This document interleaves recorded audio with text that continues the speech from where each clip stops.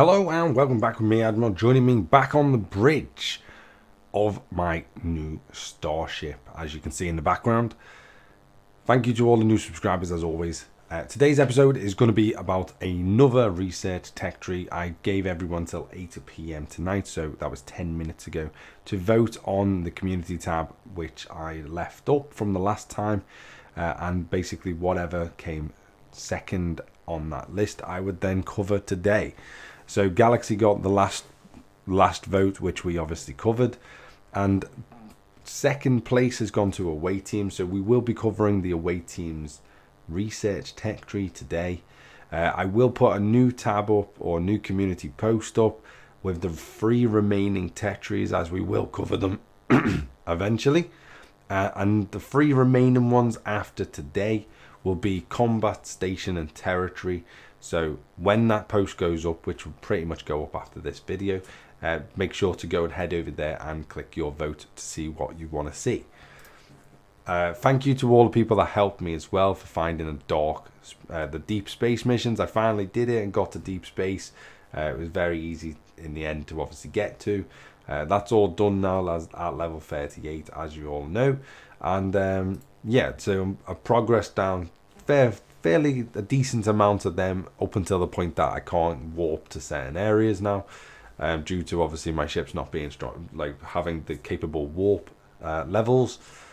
But let's go into what we actually came here to discuss. So we are going into the away team's research tech tree, and what I believe should be sort of a guideline. I'm not going to say you're 100% have to stick to it, but it's a rough guideline to know what path to go down, what to sort of research. I'm not going to compete them against the other tech trees because I don't think that's fair. So it's just for the individual tech trees, and then you as an individual person can make the decision to whether you go ahead and obviously get certain tech trees before certain other tech trees.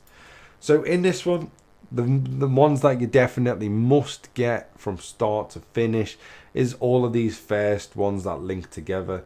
You have to get all the way to special assignment nano probe maxed, and then jump over to special assignment blueprints maxed. I would definitely say make sure you get every single one of them straight away. If you're into away teams, obviously all of them will be incredibly useful. And there's a new one that they added which I haven't got yet. It is incredibly cheap though, so you should be able to pick it up, and this is permanently grants the ability to get 1 extra away team assignment. It doesn't take very long. I do need to pick it up because it's it's just an added thing, but I don't do that many away teams, so I'm really not that fussed. And then you got this one which needs your away team's atmospheric stabilizer, which is basically this first one here. And then this one permanently grants the ability to get 1 extra away team assignment again. So they just add extra away teams, basically allowing you to do more. You got the prime here, which we know we don't discuss really. And then it goes into the actual research that we actually here to see. So you get the shuttlecraft. Yeah, you can get this if you want. It's just another frame. It doesn't cost too much, to be fair. And yeah, it's just a frame. Don't waste your credits on it, in my opinion. And then you go into the research, and as everyone knows, I am a massive person to say go for some form of warp speed increases, and that's what these 4 researchers do. So the first one is survey ship, increasing your warp speed at total level 5, which is a total of 50% upgrade. And that goes the same for the Explorer, Interceptor and Battleship. As you can see, I've got my Battleship to level 4. Explorer is currently getting upgraded to level 4. And Interceptor is a little bit behind because I don't really use the Interceptors as often as I use Battleships or Explorers. So them two take priority. They're not incredibly expensive. Even level 5 isn't ridiculously expensive. As long as you're doing some form of away teams every now and again, this is incredibly useful to get for obvious reasons. And like I say, it's quite cheap. And then you go to prime materials. This is what you need these special away team particles for.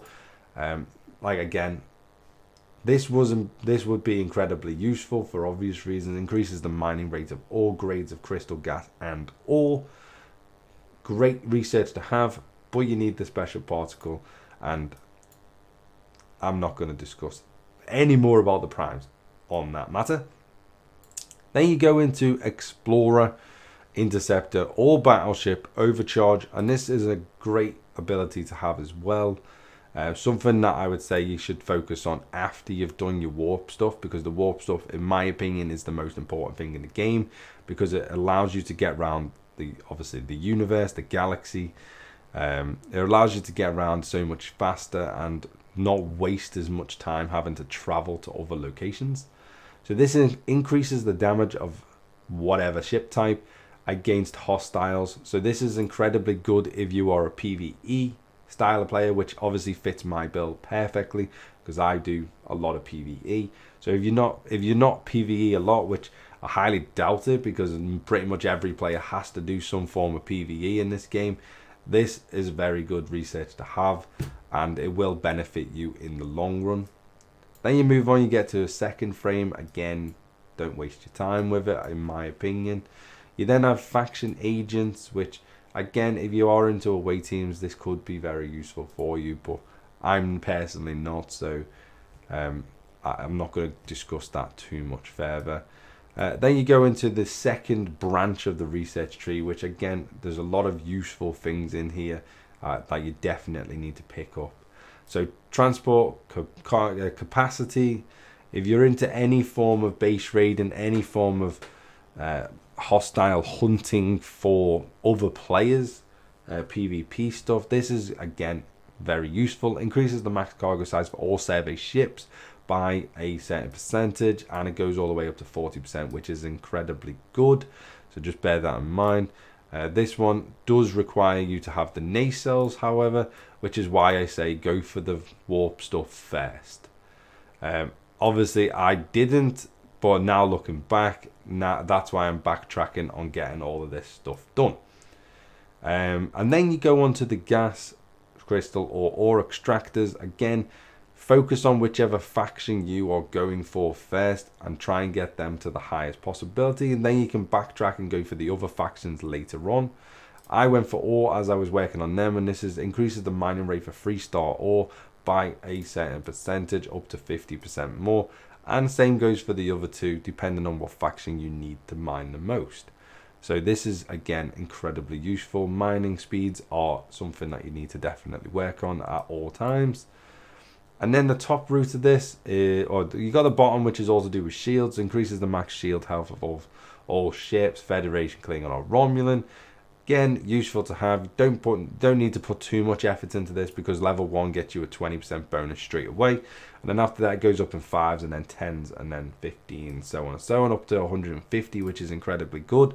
But just get the level 1 that you need for the time being, and then that gets at least you a 20% bonus straight away. Same for the top stuff. Top stuff is very good, as it increases the defense stats of all officers, increases your attack stats, and then increases your health stats for all officers. And obviously officers are massive in this game, so all three of them you definitely need to be getting, and then you'll be obviously held up by whatever research this requires. So this one requires tactical aggression, for example, to be upgraded, and then we need to upgrade the stray technology to then get the shields upgraded. The defense stats upgraded even higher. So they just work with each other.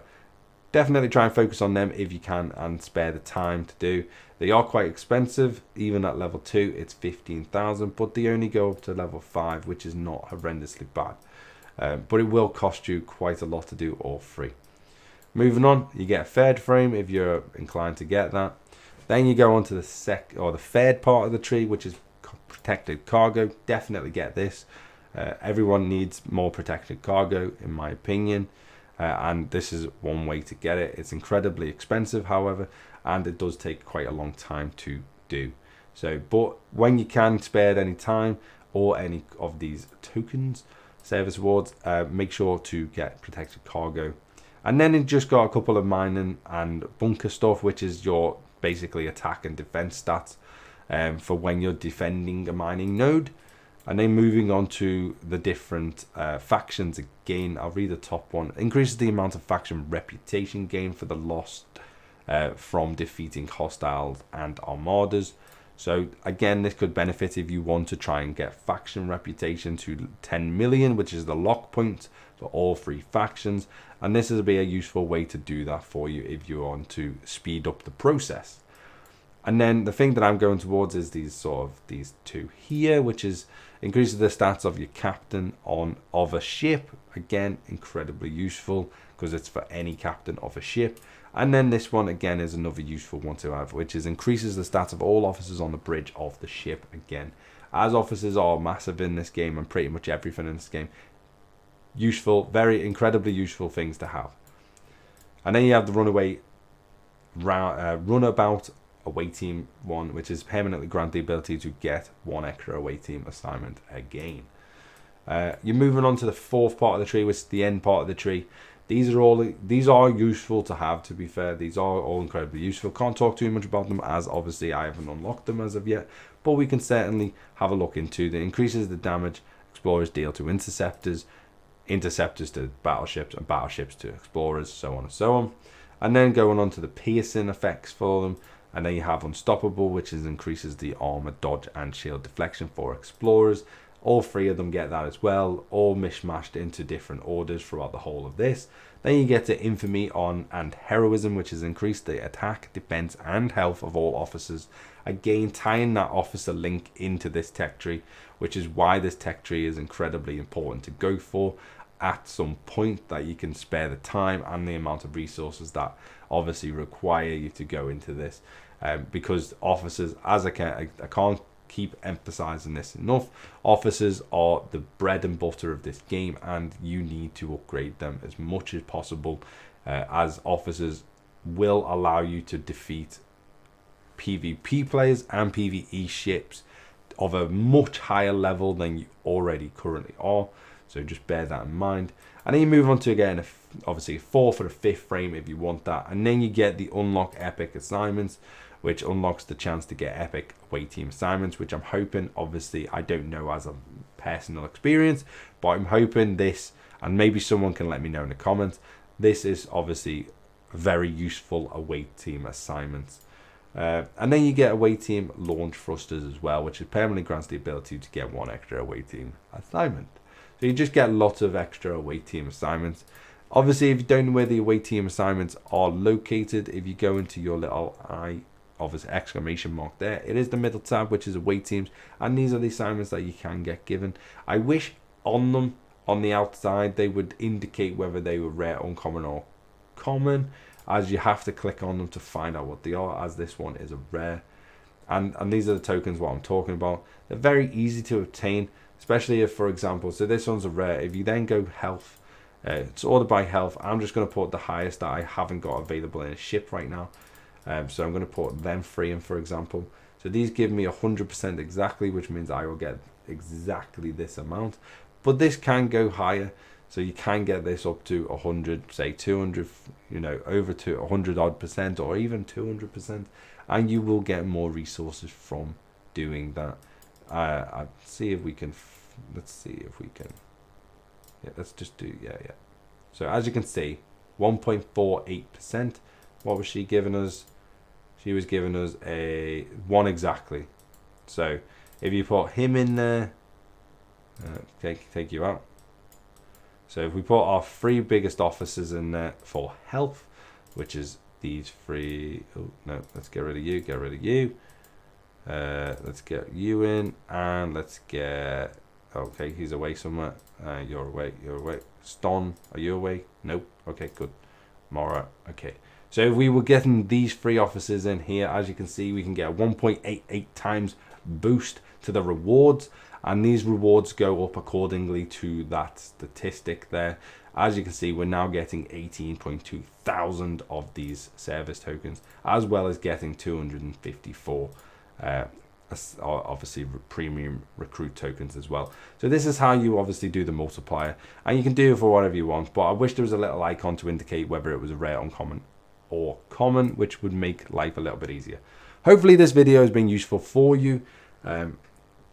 It does take quite a lot to put these together, as I do need to read a lot of the stuff, and I do need to think about it, a lot of the stuff quite logically and realistically for a lot of players.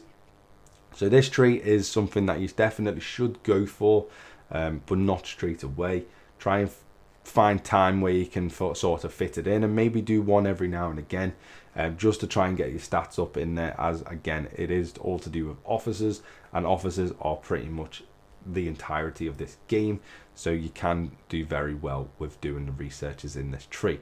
Thank you for watching. Don't forget to like, comment and subscribe. As always, leave your thoughts down below, and I'll see you in the next video. Bye bye for now.